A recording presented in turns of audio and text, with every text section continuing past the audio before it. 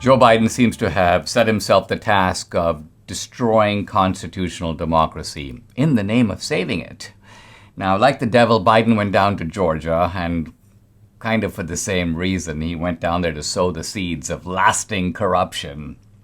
And I'll start out with the observation that, interestingly, Stacey Abrams and, in fact, a number of the kind of voting rights groups, the left-wing groups in Georgia, decided to stay away. Why? Well, in the case of the voting groups, they sort of said, listen, we're staying away because this is all talk and no action. This is very symbolic. Biden's not really doing anything. Of course, it remains an open question what Biden can do. Stacey Abrams just said that she was really busy. She had another appointment. So think about this. This is apparently Stacey Abrams' number one issue. This is the big effort by Biden to try to get this kind of reshaping of American elections past the finish line. But, Stacey Abrams had a hairdresser's appointment or someplace else to go. Now, Biden's speech was divisive, incendiary, preposterous. The Jim Crow of the 21st century. I'm thinking to myself as I listen to this repetitive Jim Crow of the 21st century, I'm thinking, if this really is Jim Crow wasn't that bad. I mean, I didn't live through Jim Crow, but it sounds like Jim Crow was no big deal. Why? Because the perfunctory things that you're being asked to do in an election, like follow the proper procedures, produce an ID, do it within the allowed voting period. You can't vote if you've moved out of state. All of this is supposedly voter suppression. How preposterous. Here's a small a clip from Biden showing how he tries to use the normal and sensible prohibitions as a form of voter suppression. Listen. When the Bible teaches us to feed the hungry and give water to the thirsty, the new Georgia law actually makes it illegal. Think of this. I mean, it's 2020. And now 22. Well, I mean, leave aside the scrambled brain. What year is it really? What century is it? But, I'm thinking about it just as he asked me to, and here's what I want to know. Is it really necessary to feed the hungry and give beverages to the thirsty while they are standing in line to vote?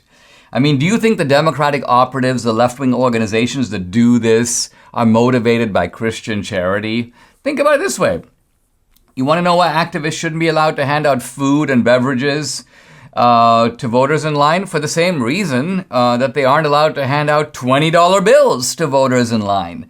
Because far from it being a form of Christian charity, these are forms of trying to influence the voter. It's exercising undue influence. It's really a form of bribery. It's called cheating. Now, the issue of ID, which is a more serious issue than food and water, is one that the Democrats are really targeting because they want a system in which you really don't have to show ID.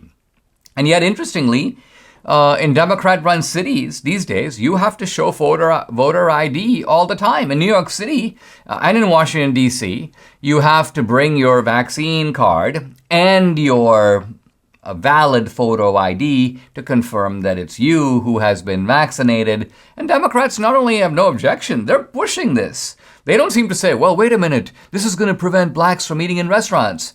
No, it's evidently not eater suppression to do that, but it is voter suppression to have voter ID laws. Now, the point here is that there are two types of voter suppression. The first type, of course, is that laws that somehow discourage or prevent you from voting, those are voter suppression. And that's what the Democrats are supposedly fighting against. They're trying to prevent voter suppression of that kind, although it's really they're hard-pressed to find laws that do that. But there's another form of voter suppression that goes ignored. And that is, if someone votes who's not eligible to vote, who's a college student too young to vote, or who moved out of state and not supposed to be voting, or they're dead, they shouldn't be showing up at the polls, or for whatever reason, you've got people who are filling out mail-in ballots for others, a guy voting twice. Anyone who is casting an illicit vote is canceling out a licit vote. And so think about it, that's voter suppression too. It's voter suppression not of preventing someone from from voting, but it's voter suppression by preventing someone from having their vote properly counted. Their vote is, in a sense, invalidated by an illicit or illegal vote. And this is really what the Democrats are all about.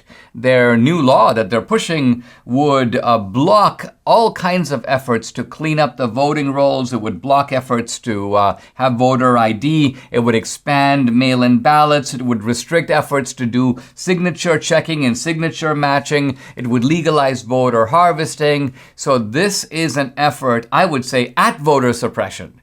And ironically, it is being advanced in the name of fighting voter suppression and in the name of promoting democracy. No, it's not promoting at least the constitutional democracy that we have in this country. It's really an effort to subvert democracy.